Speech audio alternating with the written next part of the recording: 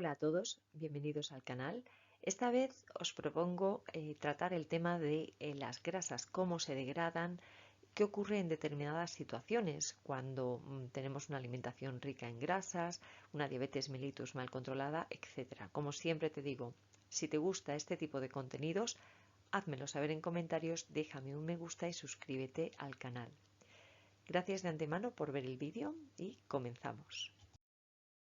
Bueno, lo que vamos a ver en este vídeo es cómo se obtiene energía a partir de las grasas, cómo se movilizan estas grasas, el papel que juega el hígado y qué ocurre en determinadas situaciones como las que te indiqué anteriormente. Y ahora lo que os muestro es una representación esquemática de una célula eucariota. Sabéis que en nuestro organismo existen millones y millones de células y existen células muy diferenciadas de acuerdo al tipo de función que ejerce un tejido en concreto. En este caso os muestro una representación esquemática de una célula eucariota, como digo, tiene su núcleo, su aparato de Golgi, sus diferentes organelas, lisosomas y unas de estas organelas u orgánulos celulares son las mitocondrias, que ahí veis también una representación esquemática de la mitocondria y juega un papel importante concretamente en la ruptura, degradación de los ácidos grasos mediante un proceso conocido como beta-oxidación que va a generar moléculas de acetilcoenzima A. Posteriormente, este acetilcoenzima A entra en una ruta metabólica que se conoce como ciclo de Krebs o ciclo del ácido cítrico que tiene como finalidad la obtención de energía. También rinde otras moléculas, como veremos posteriormente, pero la finalidad es obtener moléculas de ATP, que son adenosín trifosfato, son moléculas que tienen tres moléculas fosfato, que son utilizadas por la célula para, como digo, obtener energía. Y estos grupos fosfatos se van transfiriendo entre moléculas e intervienen en muchos procesos y en muchas rutas en muchas rutas metabólicas, en muchas reacciones bioquímicas. Cuando nosotros ingerimos alimentos, lo que nos proporcionan esos alimentos son macronutrientes. Existen tres tipos de macronutrientes: los hidratos de carbono, los lípidos o grasas y las proteínas. Pues bien, lo que nos proporcionan estos macronutrientes es al final que nuestro organismo pueda obtener energía. Pero también estos macronutrientes pueden almacenarse en nuestro organismo para obtener energía posteriormente. Para obtener energía, la principal molécula o hidrato de carbono que utilizan nuestras células es la glucosa. Y esto se realiza mediante un proceso que se conoce como glucólisis. Cuando nosotros ingerimos alimentos, muchos están en forma todavía polimérica, es decir, son moléculas más grandes unidas por moléculas de menor tamaño, monosacáridos que están unidos entre sí, y en el intestino esas moléculas poliméricas se tienen que romper en fragmentos mucho más pequeños.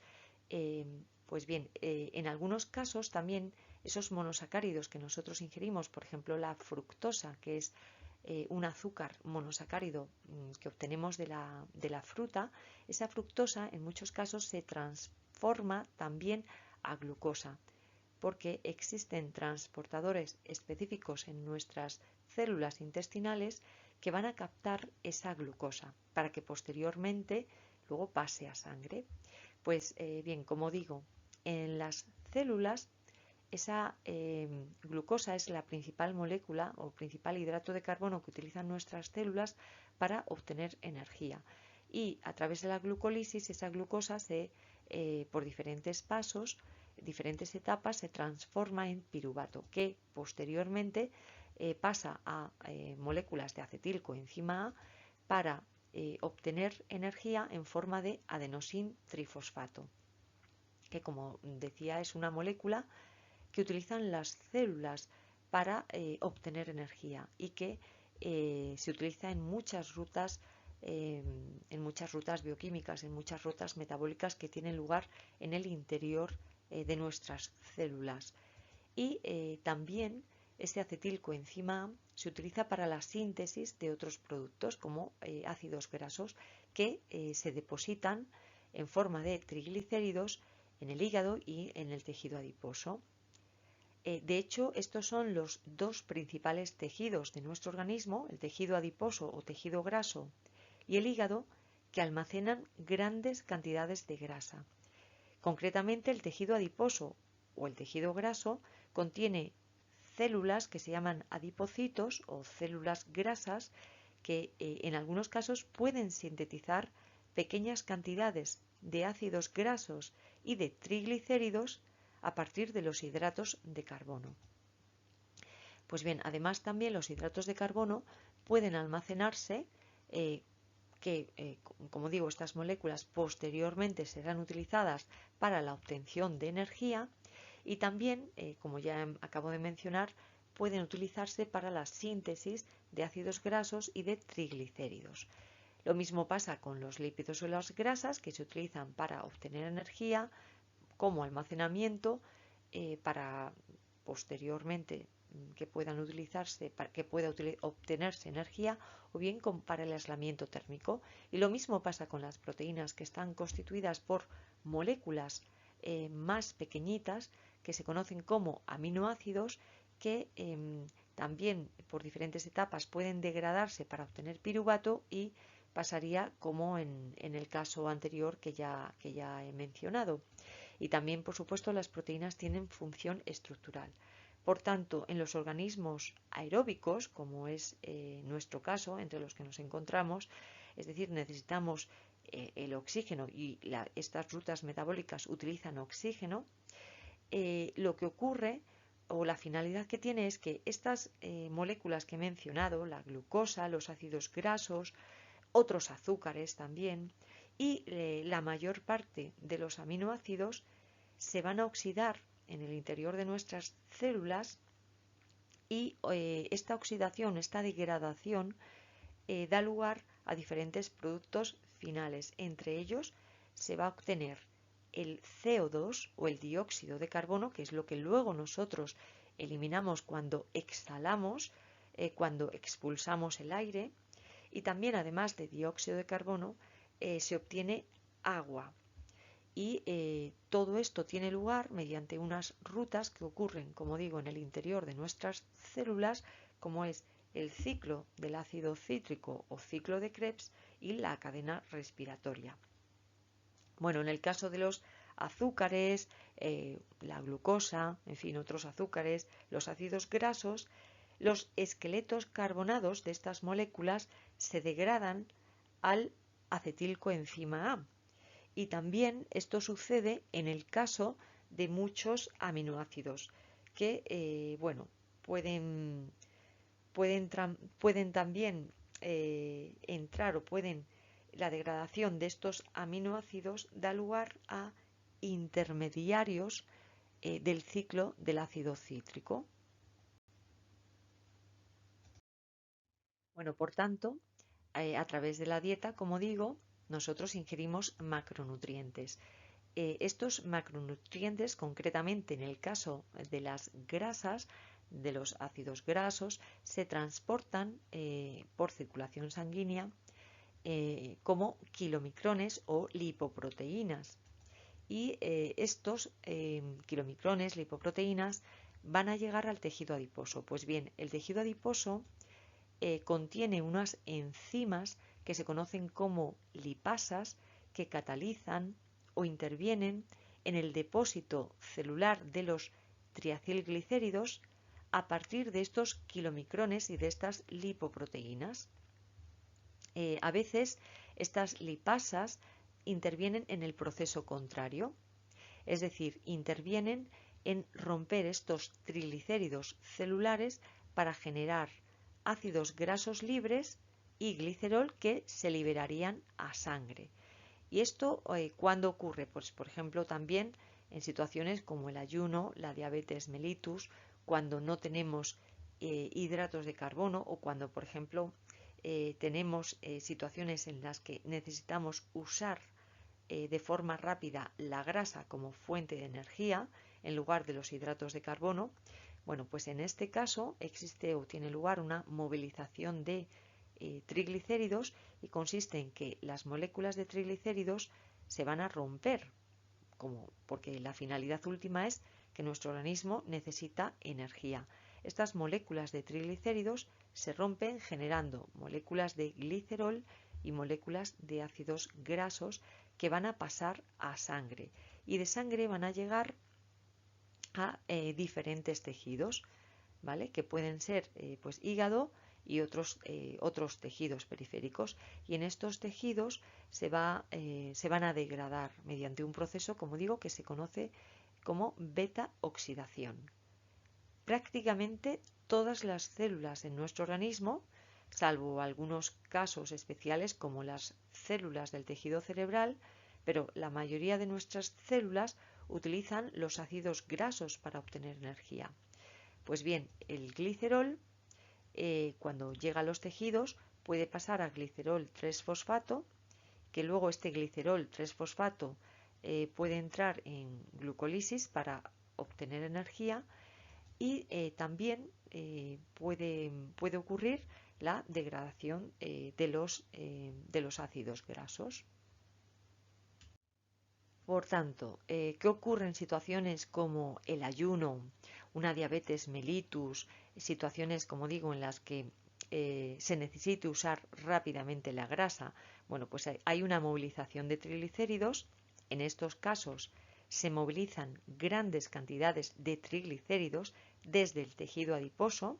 Estos se transportan en forma de ácidos grasos por la sangre, se depositan en el hígado como triglicéridos y estos se van a degradar para obtener energía. Esta movilización de ácidos grasos por parte del tejido hace que, primero, aumente la circulación de ácidos grasos a hígado.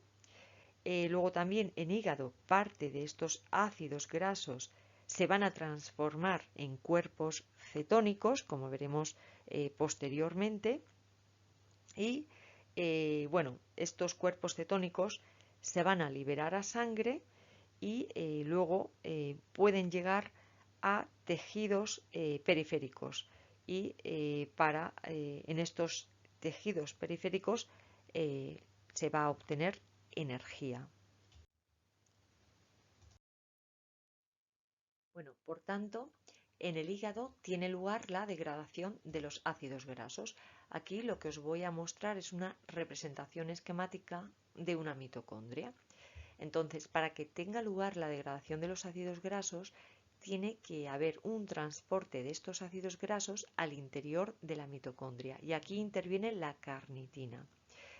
Ahora bien, en el interior de la mitocondria, el ácido graso se degrada para obtener acetilcoenzima A en diferentes pasos, por supuesto, y es un proceso que se conoce como beta-oxidación. La molécula que resulta de esta beta-oxidación, como digo, es el acetilcoenzima A y este va a entrar en el ciclo del ácido cítrico. Se va a unir al ácido oxalacético y va a rendir ácido cítrico y entra en una ruta que bueno, intervienen, como digo, bastantes pasos que no me voy a detener, no los voy a describir, pero simplemente mencionar que las moléculas de acetilcoenzima A que se obtienen a partir de la beta-oxidación de los ácidos grasos, dentro de la mitocondria se combinan con el ácido oxalacético para formar ácido cítrico. Bueno, finalmente la reacción de cada molécula de acetilcoenzima A en el ciclo del ácido cítrico va a generar dos moléculas de CO2, hidrógenos, también moléculas de acetilcoenzima A y moléculas de ácido oxalacético y, por supuesto, grandes cantidades de ATP. Bueno, este acetilcoenzima A puede ser obtenido a partir de la beta-oxidación de los ácidos grasos, pero también el acetilcoenzima A se puede obtener a partir del piruvato que hemos mencionado anteriormente, que se obtenía por glucólisis, ¿vale? A partir del metabolismo de la glucosa. pero estos acetilcoenzima A tienen el mismo destino. Y además el hígado también no solo interviene en la degradación de los ácidos grasos, sino también en la síntesis de triglicéridos, principalmente a partir de hidratos de carbono, pero también, aunque en menor medida, también a partir de proteínas, y también el hígado interviene en la síntesis de otros lípidos u otras grasas a partir de ácidos grasos, y principalmente serían colesterol y fosfolípidos. Bueno, seguimos teniendo como referencia la mitocondria y vamos a ver en qué circunstancias puede tener lugar una formación de cuerpos cetónicos y cuándo esta formación de cuerpos cetónicos es exacerbada y supera ya los límites o las concentraciones sanguíneas normales. Bueno, pues bien, hemos dicho que la degradación de los ácidos grasos tiene lugar en el hígado. Sin embargo, el hígado solo utiliza un pequeño porcentaje de ácidos grasos en sus procesos metabólicos. Pero, como vamos a ver a continuación, en muchos casos se produce acumulación de acetilcoenzima A y, sin embargo, el hígado sigue degradando estos ácidos grasos. ¿Por qué? Porque el organismo necesita energía. Y hay situaciones que podemos encontrarnos, por ejemplo, en la inanición o, por ejemplo, una diabetes mellitus no controlada, cuando no hay tratamiento con insulina. Entonces no hay insulina y no hay una captación eficiente de la glucosa por parte de las células, o también en situaciones como las dietas basadas en grasas, exclusivamente en grasas. Entonces, hay un descenso en el consumo de hidratos de carbono, bien por unas causas o por otras, hay un consumo o como digo, un metabolismo disminuido, reducido de hidratos de carbono, que es lo que represento aquí. ¿Qué ocurre? Que muchos de los intermediarios del ciclo del ácido cítrico se obtienen a partir del metabolismo de hidratos de carbono. Cuando éste se encuentra disminuido, existen probabilidades, existe riesgo de que el ciclo del ácido cítrico esté bloqueado o se bloquee. ¿Qué ocurre también? Pues el ácido oxalacético, que se obtiene a partir del metabolismo de los hidratos de carbono, también disminuye, y también el ácido oxalacético, este intermediario, se necesita para que tenga lugar el ciclo del ácido cítrico, porque, como habíamos dicho anteriormente, se combina con el acetilcoenzima A para generar el ácido cítrico. ¿Qué ocurre? Que cuando no hay ácido oxalacético, pues al final la consecuencia es que tiene lugar una acumulación de acetilcoenzima A. Por tanto, situaciones como la inanición, una diabetes mellitus no tratada, pueden conducir o van a conducir a una sobreproducción de cuerpos cetónicos, que existe riesgo de diversas complicaciones médicas. Durante la inanición tiene lugar la gluconeogénesis. Esta gluconeogénesis, es decir, nuestro organismo recurre a diferentes procesos, diferentes rutas para sintetizar glucosa a partir de otros precursores, pero esta gluconeogénesis consume intermediarios del ciclo del ácido cítrico. Por tanto, esto va a hacer que se desvíe el acetilcoenzima A para la producción de cuerpos cetónicos, como vamos a ver a continuación. Lo mismo sucede, algo similar, a la diabetes no tratada, la diabetes mellitus no tratada. El nivel de insulina es insuficiente y, como decía hace un momento, los tejidos extrahepáticos no pueden captar la glucosa de la sangre de manera eficiente para utilizarla como combustible. Además, en determinadas situaciones también disminuye la concentración de malonilcoenzima A, que es uno de los productos de partida para sintetizar los ácidos grasos, y entonces, ¿qué ocurre? Que los ácidos grasos entran en la mitocondria para degradarse, y esa degradación, ¿qué va a hacer? Producir acetilcoenzima coenzima A. Por tanto, se empieza a acumular ese acetilcoenzima A. Encima, se bloquea el ciclo del ácido cítrico porque va disminuyendo el metabolismo de hidrato de carbono, disminuyen los precursores, como el ácido oxalacético, se produce acumulación de acetilcoenzima A y se bloquea el ciclo del ácido cítrico. Por tanto, en estas situaciones, el metabolismo de los hidratos de carbono está muy reducido. En situaciones como la inanición, una dieta abundante en grasas, ya no se dispone de hidratos de carbono y también en la diabetes no hay disponibilidad de insulina que permita que esta glucosa se transporte al interior de las células. Entonces, cuando no se utilizan los hidratos de carbono para obtener energía, casi toda la energía procedería del metabolismo de las grasas. Bueno, la carencia de hidratos de carbono favorece la movilización de los ácidos grasos del tejido adiposo, similar, bueno, un proceso que ya os describí en la diapositiva anterior, y también intervienen diferentes mecanismos hormonales.